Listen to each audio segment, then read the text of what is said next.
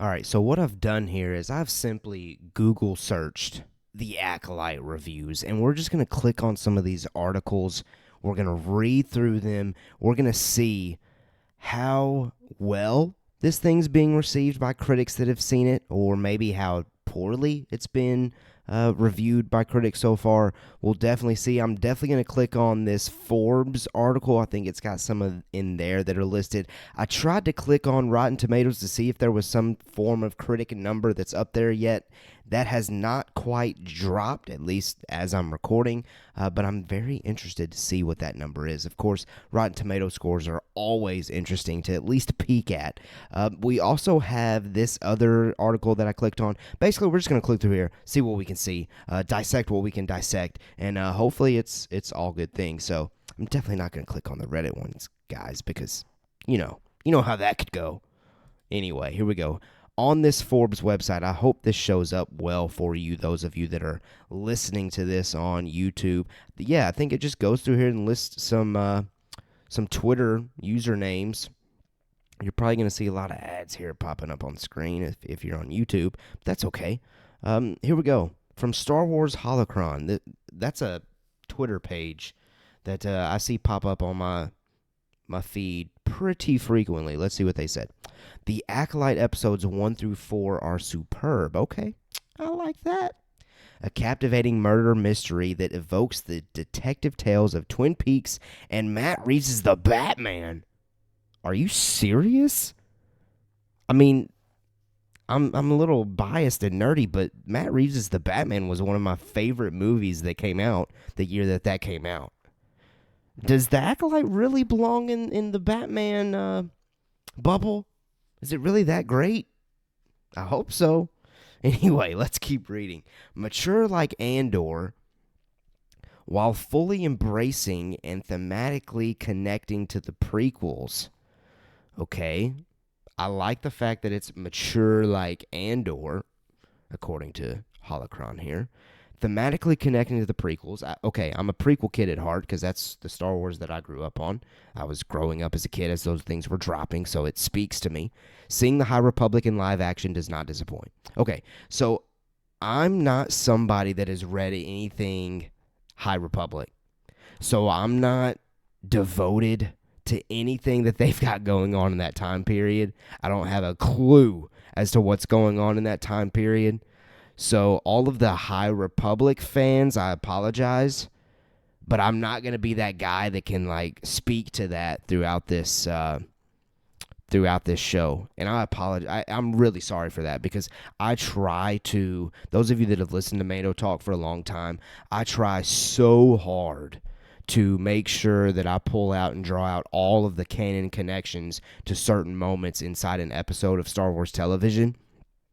I'm just not going to be able to pull it off for this one. So if you're somebody that's craving that, I'm sorry, but Mando Talk's not the place for you this season of TV. Keep us added to your list. Please, I beg you. But, yeah, I can't really speak to that High Republic stuff. But obviously, Star Wars Holocron there has high praise for the Acolyte episodes 1 through 4. Let's not glance over that. So these people have seen half of it? These people that we're about to read have seen half of this show? That's not fair. That's not fair at all. No, but that's awesome though. I'm still questioning: is it really the Batman? Is it really to that level? If that's the case, that'd be certainly exciting. All right, next one. I don't know who this is. Nancy Wang Yun. I probably butchered the name. I butcher a lot of names. I'm a redneck country kid that happens to love Star Wars. And I don't know why I just called myself a kid. I keep forgetting that I'm close to 30. That's sad. Anyway, the Acolyte 2-episode premiere was so much fun. I like fun. Lee Jung-jae's performance was so good, and Manny Jacinto was hilarious. I don't know who that guy is. I know, obviously, Lee Jung-jae is the guy from Squid Game. I don't know who Manny Jacinto is. I also liked Amandla Stenberg as the lead. Okay, so we know then that her character is the main character. It's not Soul. It's not Indira or Indara, however you say her name. It's not the Sith. It's Amandla Stenberg's character.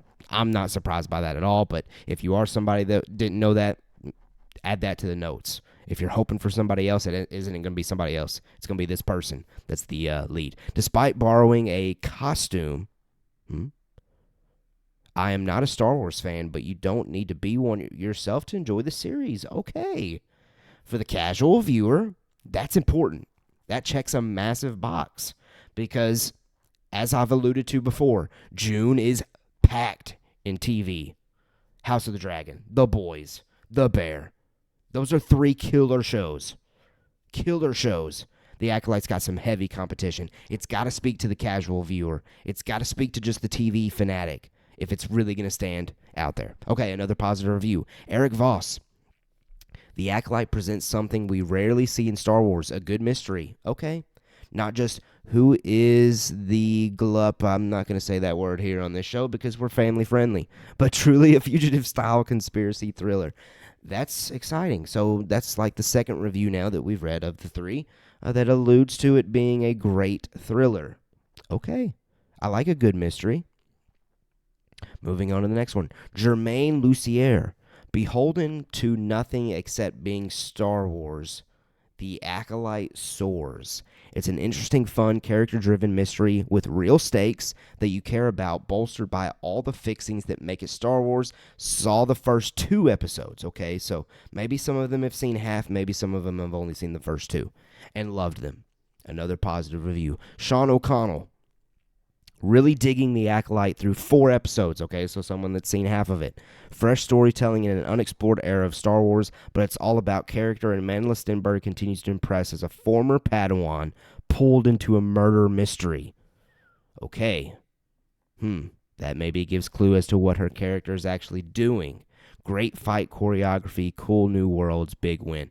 Now, let me speak to the choreography. From the trailers alone, I've been digging it. I have to admit, there's been haters on all my comments of the videos for The Acolyte by far already. And I know I'm a very small YouTube channel, small podcast. That's fine. I just really enjoy talking Star Wars with all of you. But if you want to help me grow, make sure you hit those buttons to do so. Share me, comment, all that stuff. But anyway, on all of the videos that I've done regarding The Acolyte, there's always been at least one negative. And that's never happened before. I know Star Wars people are like, oh, Star Wars is a toxic fan base. That's fine. You can have that take. I see it. I see it all the time. But on my YouTube channel, a negative comment for The Acolyte every single time, that has never happened before. But something that I keep saying positively about this show, choreography, I think they've nailed it.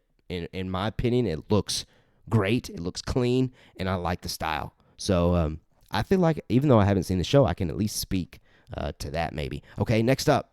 And it looks like this is the last one on this page. If it's positive, then who knows? I would assume Forbes pulls all the positives or negatives they would see, right? So who knows? Maybe we're looking at an incredible show. Jorge Rodriguez. The Acolyte is the Force-sensitive version of Andor.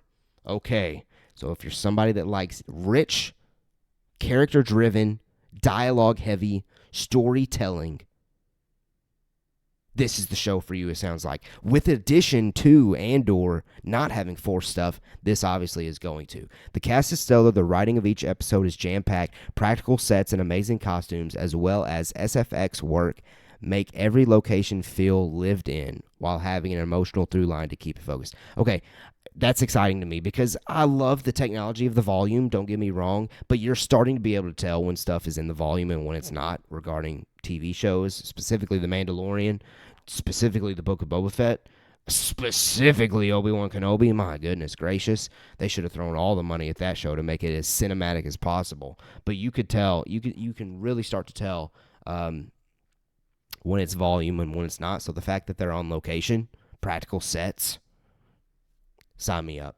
Okay, so Forbes here just dropped all positive reviews. Like, all of those, in my opinion, were glaring positive. Like, there wasn't even one that was neutral in there. So maybe, if we're lucky, maybe we can find one that has some form of negativity in there. I mean, I don't obviously I want to see all positive, but I just want to see, the two sides. I want to see all the takes that I can possibly take in and let all of you guys know about them. Okay, so here we go. Sean O'Connell, I think we read that one. Yeah, we did.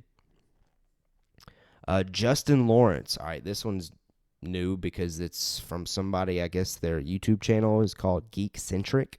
The Acolyte is a blend of murder mystery with Star Wars charm. 4 episodes in, somebody else that's seen half of it, and it's clear that this new timeline will add to the lore of the galaxy in big ways. The Kung Fu force fighting is magical. JJ's soul is the coolest Jedi since Qui-Gon. Can't wait to see where it goes. That's certainly big praise. Okay, let's see. Moving on to the next. Admitting that Andor has been my only recent Star Wars series love, so happy to report that I really enjoyed the first few episodes of The Acolyte. No barrier to entry, okay? A refreshing lack of reliance on member berries, and a genuinely intriguing mystery. Excellent cast all around. Wow. So, all positives. Can I find one that's negative? Can I find one that's negative? We'll see. I'm gonna. This will be the last one that this will be the last page that I try to pull up. It is Games Radar. Star Wars The Acolyte is a dream for fans of the High Republic era and a fresh experience for everyone else. 4 episodes in and is taking its time layering in the dark mystery, riveting fight choreography, and superb performances from Manla Stenberg and Lee Jung-jae. I'm digging it, said one fan. So not even a name drop on that? Come on. Let's see. The Acolyte is filled with mystery and darkness that delves deep into new and diverse depths of the galaxy. I've seen 4 episodes and dig the sinister story. Okay, I'm excited that it's a sinister story. It's steadily setting up. Big potential in this era. Carrie Ann Moss with a lightsaber doing force foo is perfection. Okay, I've seen the review there talking about Qui-Gon, so we've already read that one. We already read the one that mentioned the Batman. We already mentioned the one that was force sensitive Andor, and that's the only one that that's literally all that I can see out of this article. So literally every single review that I just read was positive. That's insane. That's insane to me. And I can't find it right now in my little just article clicking, but I know somebody that I value their opinion heavily. Her name is Perry Nemiroff. I believe she still works for Collider. She even loved this thing. So far, check the box. The critics, the influencers, the people that have seen it are loving it. That's certainly great news. So what do you think? Does this excite you? It excites me. Every single one was positive. Let me know down in the comments if you're on the tube. Let me know or does this even matter to you? Are you at a point, and I get this take too, are you at a point with Star Wars where you don't even care? You have to see it for yourself to get an opinion or not. You're not listening to any outside noise. You're not listening to critics. You're just going to wait. You're just going to wait to see. You maybe are at a point with Star Wars where you're like, okay, I got to see it to believe it, kind of thing. I know several people that are like that too. So let me know whatever your thoughts are on all those critic reviews. Your thoughts on how you interpret all those. Have you seen any negatives? If you have, put the link. Send that to me somehow. Either, again, in the comments or DM me on Twitter if you're on podcast platforms. At Mando Talk is what I am on Twitter. So, yeah, anyway, there you go. There's the reviews. Let me know what you thought.